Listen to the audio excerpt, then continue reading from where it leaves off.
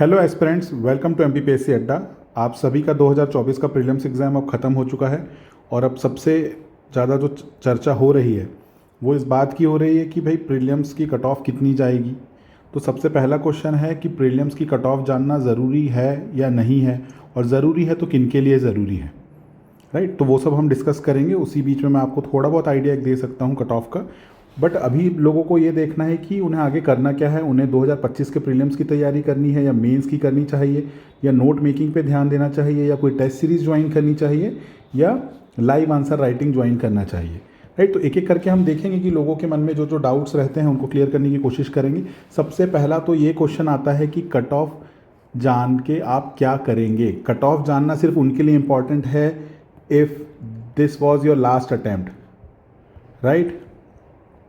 तभी आप cut off जानने की कोशिश करें, क्योंकि अगर आपका लास्ट अटैम्प्ट है, आप इसके बाद कभी पेपर नहीं देने वाले हैं, 40 साल के ऊपर की उम्र हो चुकी है, आपको पेपर आगे तभी मेंस की तैयारी करें जब आपका निकल रहा हो एग्ज़ाम, राइट। क्योंकि अभी एमपीपीएससी कंटिन्यूसली क्या कर रही है, अपना 2021 का भी फाइनल रिजल्ट निकाल चुकी है, आप यहाँ देख रहे हैं। 2022 का भी इंटरव्यू चालू होने वाले हैं, राइट। 2023 का भी रिजल्ट 1-1.5 महीने में आ जाएगा। 2024 का ये प्रीलिम्स करा चुके हैं, तो कंटिन्यूसली यहाँ एग्जाम्स हो रहे हैं। तो आपको अब क्या करना है, अपने आप को आप पहले ये देखिए कि आप किस कैटेगरी के स्टूडेंट में फॉल करते हैं, राइट। जैसे कि कैटेगरी ऑफ स्टूडेंट अभी इस पॉइंट ऑफ टाइम में कौन कौन हो सकते हैं। पहले वो जिनको कुछ आता नहीं था ज़्यादा, उन्होंने सिर्फ प्रीलिम्स का एग्ज़ाम दे दिया। दूसरे वो जिन्होंने मेहनत की थी बट प्रीलिम्स उनका क्लियर नहीं हो पा रहा है। तीसरे वो जिनका प्रीलिम्स क्लियर हो रहा है, राइट। और चौथे वो कैटेगरी के स्टूडेंट हैं जो ऑलरेडी 1-2 बार इंटरव्यू भी फेस कर चुके हैं, राइट। तो इन सभी स्टूडेंट्स को एक बात का ध्यान रखना कि वो किस जगह अभी करंटली प्लेस्ड हैं। तो आप एक काम ये करिए कि आप ये देखिए कि आपके पास क्या क्या चीज़ें अभी अवेलेबल है, उस हिसाब से आप डिफरेंट चीज़ों की तरफ जाएं। सबसे पहले तो किसी भी बच्चे को रिक्वायर्ड होता है कि वो नोट्स उनके पास कंप्लीट हों, राइट। जब नोट्स कंप्लीट हो जाएं तो उसको मेमोराइज करना और कंसोलिडेट करना, फिर उसको आपको लिखना आना चाहिए, राइट। तो वो आंसर राइटिंग स्किल पे फिर ध्यान दें। उसके बाद जब आपके पास ये सारी चीज़ें हों, या साइमल्टेनियसली भी चला सकते हैं, राइट। फिर उसके बाद लाइव आंसर राइटिंग जैसे कोर्सेज अगर कोई देखने हो, तब लाइव आंसर राइटिंग जैसे कोर्सेज में आप जाएं।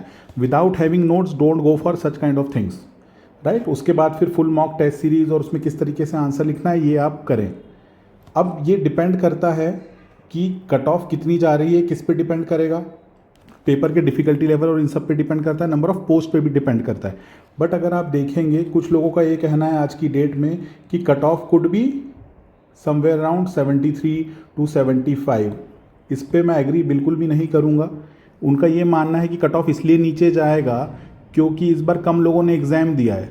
तो ये भी ध्यान रखें कि जो लोग एग्ज़ाम देने से पहले ही डर गए हैं, वो वैसे भी एग्ज़ाम देते तो बहुत ज़्यादा फ़र्क नहीं डालते, वो तब भी वो 30, 40, 50 क्वेश्चंस पे ही रुक जाते, राइट। तो जिन बच्चों को पढ़ना था वो तो ऑलरेडी एग्जाम दे ही रहे हैं, तो cut off will be somewhere similar to what was last year, ठीक है। ±2 होगा उल्टा उसमें, और अगर सीट्स नहीं बढ़ी तो सीट्स बढ़ने के चांसेस हैं अभी, जिसके कारण कट ऑफ थोड़ा नीचे जा सकता है, राइट। अब ध्यान रखना आपको ये कि आपका चाहे 72+ आ रहा हो, चाहे 80+ आ रहा हो, आपको मेंस की तैयारी करनी ही चाहिए इस पॉइंट ऑफ टाइम में, ठीक। जो बच्चों ने कभी प्रिपरेशन नहीं की थी वो तो प्री और मेंस दोनों साथ में पढ़ें।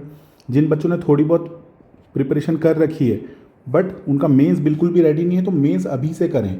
क्लियर हो रहा है तो 2024 में काम आएगा, नहीं हो रहा है तो 2025 में बिफोर हैंड आपके पास सारे नोट्स रेडी होने चाहिए, खुद के, वो भी हैंड रिटन। ये नहीं कि कहीं से कोई किताब उठा के ले आए जिसमें 250 पेजेस हैं हर यूनिट के, और टोटल 40 यूनिट है, और उसमें आप फिर 10,000 पेजेस को कैसे पढ़ोगे, आप कैसे रिवाइज करोगे। थोड़ा प्रैक्टिकली सोच के यहाँ पे आप नोट्स को अपने तैयार करें। नोट्स शॉर्ट से शॉर्ट फॉर्म में होना चाहिए, सिनॉप्टिकल होना चाहिए, इसलिए खुद के लिखे होना ज़्यादा इंपॉर्टेंट है ताकि आप उन चीज़ों को समझ सकें, राइट।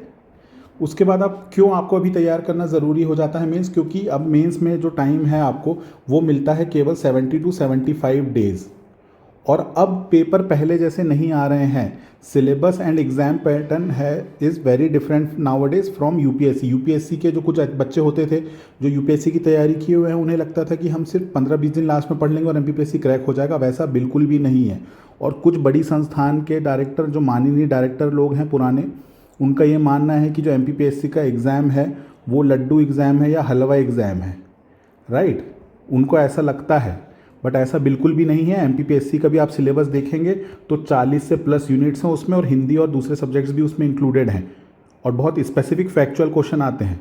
यूपीएससी में तो एनालिसिस करके आप लिख दोगे, राइट। वहाँ पे लैंग्वेज का कमाल होता है, यहाँ पे लैंग्वेज के साथ साथ फैक्ट्स भी आपको याद होने चाहिए एमपीपीएससी के लिए। तो उसके लिए ज़रूरी ये है कि आपके नोट्स रेडी रहने चाहिए। बार बार मैं इसी चीज़ पे एम्फेसिस कर रहा हूँ, आपके सिस्टमेटिक तरीके से हर एक बुलेट पॉइंट्स जो सिलेबस में दिया है उसको देखिए, उसके प्रॉपर नोट्स बनाइए बुलेट फॉर्म में, और उनको याद करना चालू करिए आप, राइट। तो आपको ये सब चीज़ अगर करनी भी है तो आप मेंस का जो कल से जो चालू हो रहा है उसको भी आप ज्वाइन कर सकते हो यहाँ पे।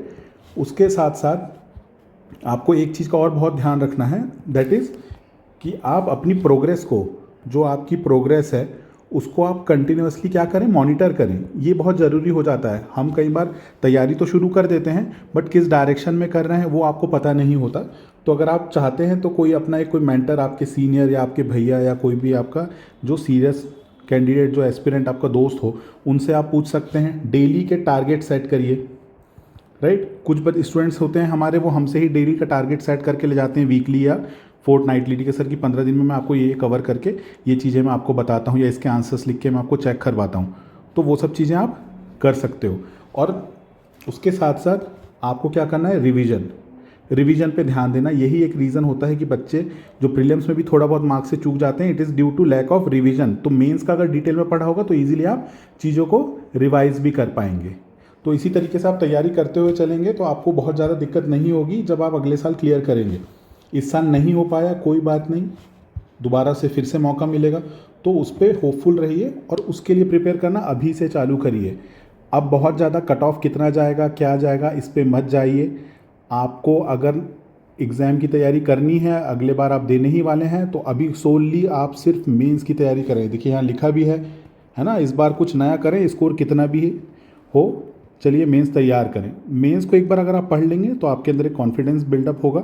आपको पता चलेगा कि हाँ किस किस टाइप के और क्वेश्चंस आ सकते हैं। बहुत से नए फैक्ट्स भी बच्चों को ज़्यादा पता होते हैं जिनकी मेंस की तैयारी होती है, राइट। तो इन सब चीज़ों को ध्यान में रखते हुए कट ऑफ पे ज़्यादा ध्यान बिल्कुल भी ना दें, अपनी मेंस की तैयारी पूरी रखें। जैसे आपको अभी 6 महीने बाद मेंस लिखना है, तो अगर आप ये कोर्स भी ज्वाइन करेंगे तो 6 to 7 मंथ्स में हम आपको डेली 5 आवर्स पढ़ाएंगे। 5 आवर्स की क्लासेस के बाद आपका आंसर राइटिंग भी आपको इसमें करवाई जाएगी, और आंसर राइटिंग जब खत्म हो जाएगी पूरी तो इसको चेक भी करके हैंड टू हैंड आपको मेंटरिंग देके आपके सामने ही कॉपी चेक की जाती है ये। तो यहाँ पे फैकल्टीज़ और डायरेक्टर सर ही कॉपी चेक करते हुए दिखेंगे आपको। ऐसा बिल्कुल भी नहीं होगा कि आपकी कोई सी सीनियर जो है उनको कॉपी चेक करा दी गई हो। होप अगर आपको इसके बाद भी कोई भी डाउट होता है तो you can contact us over 995337333830 for counselling. आप पर्सनल लेवल पे भी आपकी कोई स्ट्रेंथ है या वीकनेस है, अगर उस पर आप वर्क करना चाहते हैं तो आप हमें कॉन्टैक्ट कर सकते हैं इस नंबर पे, right. Thank you very much, have a good day.